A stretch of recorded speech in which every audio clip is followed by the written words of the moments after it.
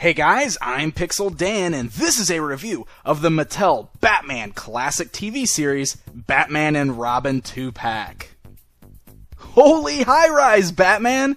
Can you believe we're actually getting action figures based on the 60s Batman TV series? Well, they're finally here, and we're going to take a look at this brand new box set that includes the dynamic duo. You can see the set comes in nice window box packaging that has both Batman and Robin in their classic wall climbing pose. It's a very, very cool box display.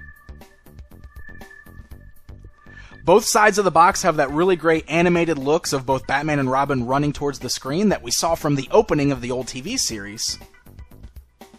And then the back of that even has that great handshaking pose. And along the bottom there, you can see on the little TV sets, a look at the different characters that we're going to get in this brand new line. Alright, so the packaging's pretty great on this, but let's go ahead and open it up and take a look at the figures themselves to see how they turned out. Both of the figures do a pretty decent job of capturing the look of how the characters appeared in that classic 60s Batman TV series. The designs of both of their costumes are really well done. You can see Batman's just got that great dark blue and light gray costume with the classic old-style Bat logo on his chest. He's got the really wide yellow Bat utility belt around his waist there. And Robin's got the brightly colored red and yellow and green costume with the R on his left breast. He's got his own little utility belt going on, and he's got the little green Boy Wonder shorts on, and as well as those little short green boots. Now, the paint jobs on these are pretty decent. One of the things I want to point out on Robin, it does look like his legs are a darker color than the rest of his skin tone. I assume that's because he's wearing stockings to go along with his outfit, so that's most likely done on purpose there. Other than that, the paint job looks really great on both of these guys. It's a very bright and vibrant paint job. The colors are really well done, and I don't have any scuffs or mess-ups or anything like that. The paint looks nice and clean all the way through and through. Now, the proportions on the guys are a little interesting. I know that the way that they're supposed to look is a little skinnier. They're obviously not going to be big and buff and muscular like a comic book hero. So they're very more realistically looking. And it does look a little strange specifically on Batman because he's kind of got this wider chest, but then he's got these really skinny arms and legs. So, I don't know. It just seems a little off to me.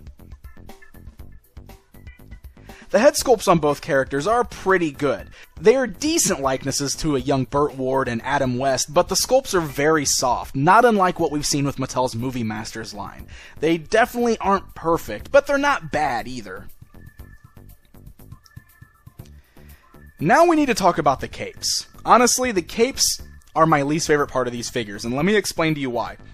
They both feature cloth capes, and on the sides of both of the capes, on the inside of them, are little bendy wires. Now, these just run the length of both sides of the capes, and I guess the idea here is so that you can bend the capes around and get them posed in different ways, but let me tell you, it just doesn't work, at least not the way they were probably hoping. Even when you bend the wires around, they have a tendency to just kind of flip and fall around, and you really can't get any good poses out of them. I assumed that this would be a good way to get like some great windblown poses and stuff like that, but the reason it's not working is because the wires are only along the sides. There's no wire going along the bottom. I think back to that Movie Master Superman that we just got at San Diego Comic-Con where the wires went all the way around the cape, and that allowed you to actually bend the cape around and pose it in different ways. With these Batman and Robin figures here, the wires just do not work. They are completely useless, and it really makes the capes look very awkward. Just look at the way the cape is sitting up on Batman's shoulders there. Because of those wires, the cape is forever stuck pointing upwards at his shoulders. It doesn't drape over him the way it's supposed to, and it just looks really weird and out of place. So I really dislike those wires being in these capes. On top of that, we have these really giant tags sticking off the inside of the capes that completely ruin the look of these figures. That's something you'll probably want to go ahead and cut off of these guys, because I hate the fact that these giant tags are just always sticking out of the back of the figures. I was also hoping that I could get some different poses out of Batman with his arms stretched out with the cape in both of his hands, but the cape's just too skinny to do that. So even though you've got those wires and could potentially stretch the cape out, it just doesn't work. So all in all, the capes are a huge downfall on these figures. They really make the figures look goofy, they just do not work out too well. The wires need to go. They are not an essential part of these figures. I'm kind of disappointed that they were included. Now, as far as accessories go, Batman does include one little batarang, which is a cool touch. It looks like it appeared in that classic TV series, and it's able to be held in either one of his hands. Alright, so let's go ahead and look at the articulation on these guys then. Basically, if you've had anything from the Movie Masters line or DC Universe Classics, you pretty much know what you're getting here. The head's able to turn both left and right, however on Batman, the head does not move up and down very well. It's pretty much just a left and right turn. The shoulders are ball jointed, you got swivels at the bicep, standard joint at the elbow, swivels at the wrist, you got a torso crunch articulation there, you got swivel at the waist right below the utility belt, you got hinge joints at the thighs there so legs can move outwards, forwards, backwards, you got a swivel at the thigh, a standard joint at the knee, and a standard joint at the ankle. Unfortunately, there is no boot cut articulation. It would have been nice if you can swivel the ankles there, but otherwise, articulation is pretty standard for what we get from DC Universe Classics, and it's the same on both Batman and Robin in this pack.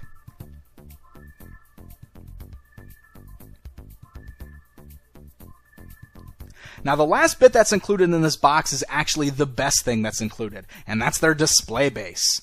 Now this can be used one of two ways. You'll notice it's shaped like a building. You can actually use this just as a normal display base if you'd like. There's just foot pegs on there and you can stand both of the characters on there, and then you can just stand it on your shelf just like that. I will note that since they don't have ankle articulation or ankle swivels there or boot cut swivels, it's hard to kind of get their feet positioned the right way because of the windows that are worked into it. Some of the pegs are right up against the windows, and it would be nice if you can actually rotate the foot to fit better. But otherwise, it works pretty decent as a regular figure stand. But where this thing really shines is as a wall-mounted stand. There's actually a space on the back where you can hang this on a nail on the wall or a thumbtack or something like that. There's also this included black rope. Now, it is worth noting that this black rope is nothing more than just one of those little twisty tie kind of things that Mattel sometimes uses to tie in their figures, but whatever, it works fine here. There's a little hole in the top of that you can plug the little rope through, and then you can plug the figures onto those pegs on the wall, stick that rope in their hands, and you can recreate that classic look of Batman and Robin climbing up the side of a building. And you can hang that right on your wall so it looks like they're climbing up your wall. This is awesome. I love this. It really does make these figures look the best displayed if you can get them in this pose and put them climbing up your wall. I think it's an ingenious choice, and honestly, this is probably how I'll be displaying these guys in my collection. Alright guys, it's comparison time. Just to give you an idea of scale and style, here's this new version of Batman standing alongside the Movie Masters Batman and one of the DC Universe Classics Batman figures.